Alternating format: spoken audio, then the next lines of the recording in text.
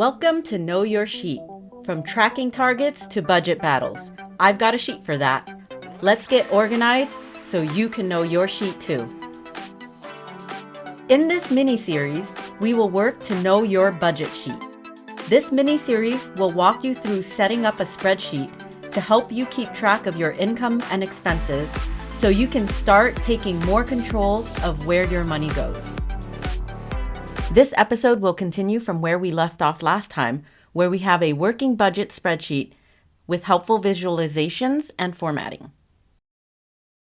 In this final planned episode, we'll go into some variations of data that may help you in your unique budget tracking needs. If you have varying income, this budget spreadsheet will work just fine. You can just enter the numbers based on the paychecks you're receiving.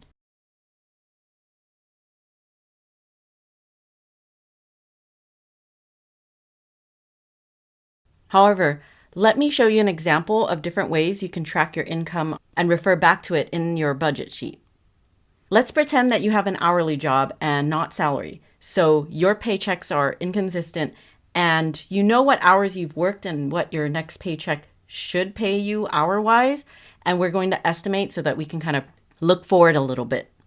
Let's go ahead and start with creating a new sheet where we will log income information. So on this new income sheet, let's track the period, the hours you worked, the pay based on your hourly rate, the estimated check, because we do have to consider taxes, federal and state, as well as any other deductions that might come out of your paycheck, and then the actual amount. So what we'll do is we're going to assume that you only have one job and it's a single rate that you are paid during these hours. So we'll go ahead and log that on the side here to use as a reference for our calculations. And let's go ahead and format where we're going to be entering currency data. So for the periods, let's say we get paid twice a month, so the 15th and the end of month. We'll go ahead and enter September, October, and November dates here.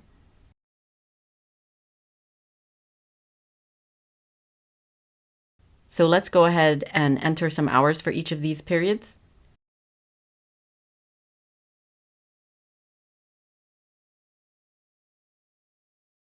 With that, we can calculate the pay.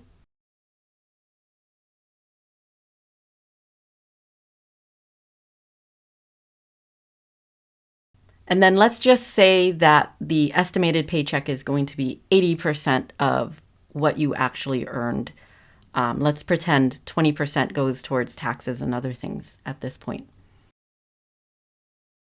Now for your income, log your history so you can kind of get an estimate of your own. I'm just doing a blanket one here because I'm not using real numbers and I don't have historical information to base my example or calculations off of.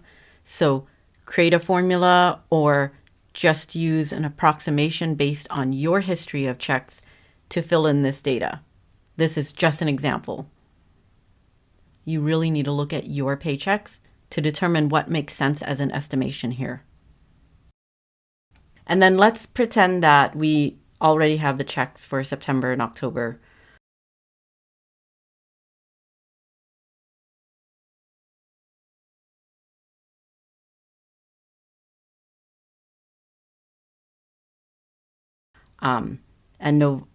For November, we're going to have an estimated check amount, anticipating a check, but we don't have it yet.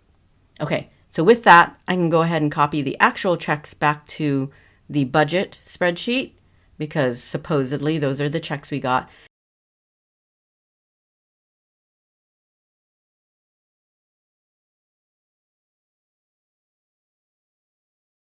And then we can go ahead and for November, that first check, that is a projected paycheck that is coming. So we can kind of see, well, what will it look like if this is how much we were paid? And again, going back with formatting, I like to highlight things that stand out. So I'm going to highlight it red because this is a projected amount, not an actual check I received. So this is a great way to take a look at your budget spreadsheet to see what it could look like as you project these future incomes and also expenses. I actually do not prefer to modify the budget spreadsheet directly. I like for that sheet to be accurate and precise. What I actually like to do is put my projections and predictions at the bottom of the spreadsheet so I can look at those, make those calculations, and make adjustments to those calculations based on what's currently happening. So what I normally like to log is the current savings, the predicted income, predicted bills,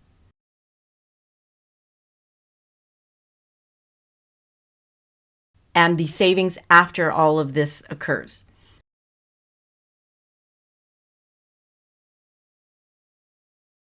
So what I like to do is take a look at what's coming up next, the very next paycheck, or maybe the next month. And by doing this, I can modify the calculations based on what I'm trying to view, what I'm trying to predict at that moment.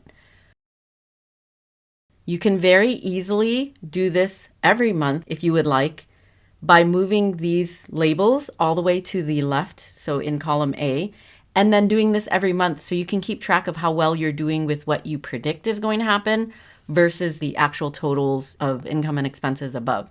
But again, to me, this is only useful to help me make decisions right now. So I don't like to predict too far out. This is very different than we're talking about setting objectives for 6 months out, a year out, 18 months out. This is literally just managing month to month, paycheck to paycheck, making decisions and adjustments to your behavior and spending patterns like right now.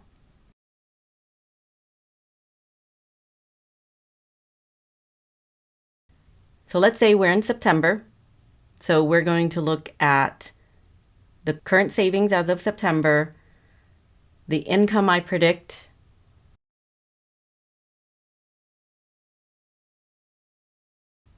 and the bills I'm going to pull from October because I'm assuming that the bills are going to be about the same there. And that will allow me to look at, okay, what do my savings look like if I made that much income and my bills were the same as last month?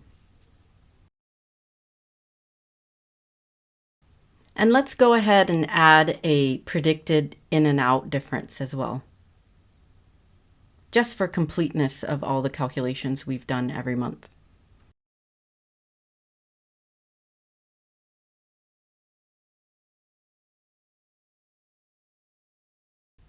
Okay, at this point, let's take a deeper dive into the credit card section. Up to this point, we've talked about how much we're paying on the credit card, but we're not talking about the interest and the amount that is accruing month by month if we're not paying that card off. So let's go ahead and create a new sheet called CC for credit card and copy our entire set of credit card information over.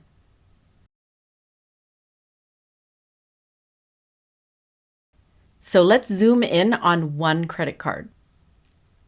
So for each credit card, what we want to look at is what is the balance, how much we paid on it, how much of what we paid went to interest, and the remaining balance. Granted, you want to actually use what is on your statements so that this is accurate, so that you can really look at how much you're spending on interest, how much you're spending on fees. So for the sake of this spreadsheet, I'm going to put in some fake data here. So it's going to be interesting because it's not the most accurate, but we'll do our best just so that it's an example of how you can go about looking at this information. So I'm going to put a balance, how much is paid on that card, which we're going to pretend like we're not paying off everything, how much is going towards interest,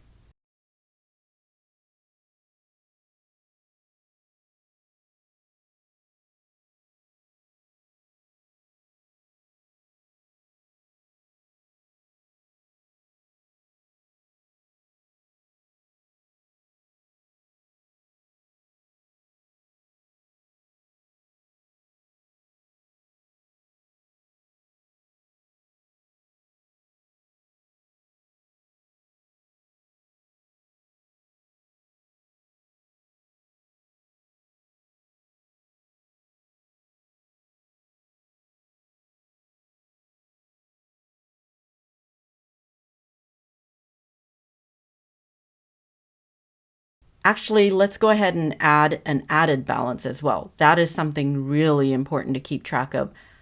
You're not paying the card down, but you're also adding a balance to the card. Let's see what that looks like and how that impacts our totals.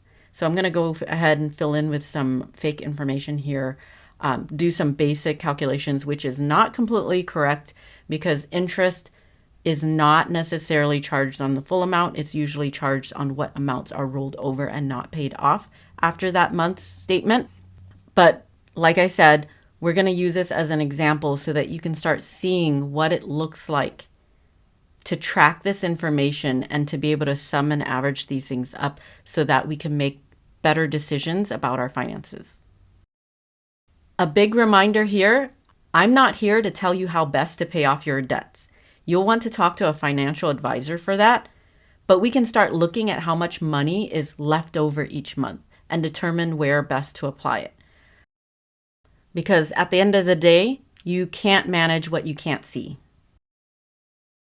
It's important to me that these spreadsheets give you visibility into how the money is flowing in and out of your accounts and how you're spending that money and where it's going.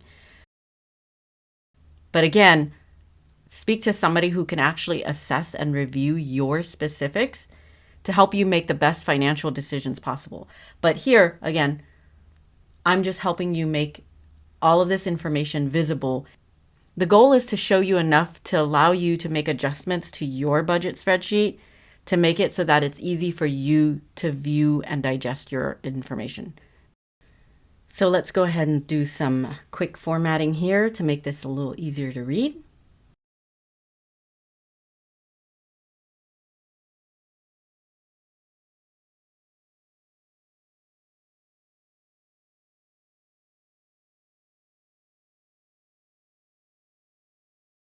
And then let's go ahead and add some averages here.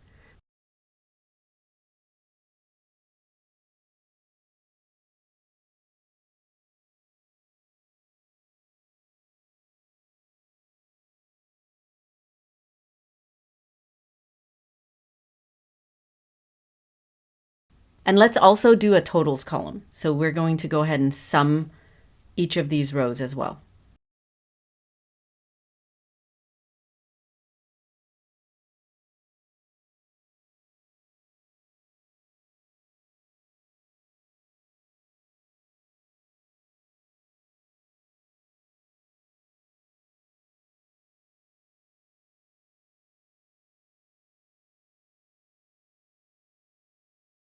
And at this point for me, realistically, the total of how much you've paid onto that card and a total of how much interest on that card is probably where I'm going to focus the most on because that directly impacts my decision on how much more I use that card or how much I leave as a rolling balance on that card.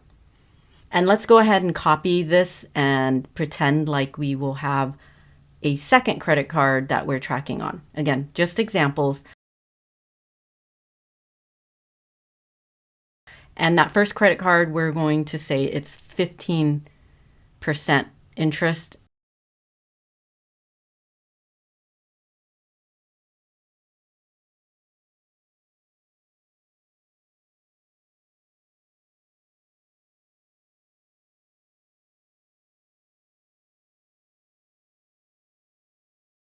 And the second card will be 20% interest, just so that we have slightly different numbers.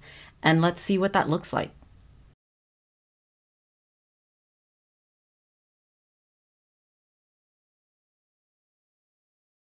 I'm going to go ahead and fix some of these calculations and numbers, try to get a little bit more realistic.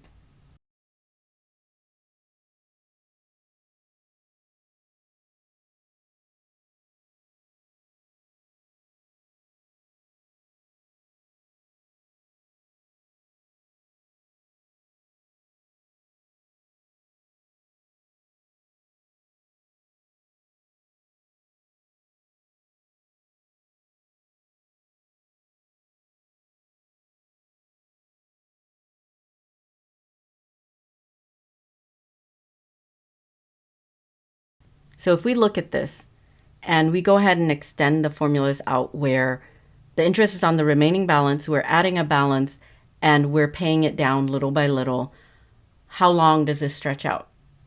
How much interest are you actually paying on these cards? So this is like beyond what you actually just spent. This is how much that credit card is costing you.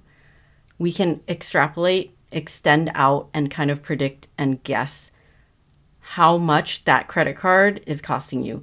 And maybe we start looking at, hey, you know what? Maybe I pay this card down first and use a different card because it's less interest, or maybe there's a larger balance on another card and you want to go ahead and start paying more on that instead of the card with the lower balance. You can play around with the numbers and start looking at, well, what does this look like? Again, the interest calculations here is not necessarily accurate, but I want to show you the power of having that information and being able to see it, what that would allow you to do. As we change these numbers, we see how it impacts how much money you're spending on these cards. And I don't mean purchasing things that you would have purchased anyway. The fees and interest, it's a big deal. That's extra money that we shouldn't want to pay. With that said, though, not everybody has that option. There have been times where I've had to make an emergency large purchase and I didn't have the money to pay off the card and I had to let a balance roll forward. These things aren't always in our control, but the best we can do is know where it's happening and try to make adjustments so that we lessen the consequences to our finances as much as possible. That's the best we can do here. It would be smart to track interest and total amount to see where we would try to eliminate debt the quickest to save the most money in the long run. And that is one way to know your sheet. This series has 4 episodes planned, and this was the last planned episode. But if you've got questions or requests, leave them in the comments. I'll dig through them all and create a part 5 based on what you want added to the budget sheet. Because your sheet should work for you. Got a spreadsheet win or a formula fail? Drop it in the comments and share your sheet. Thanks for watching. Until next time, keep your cells clean and your formulas tight. And remember, don't just use your sheet, know your sheet.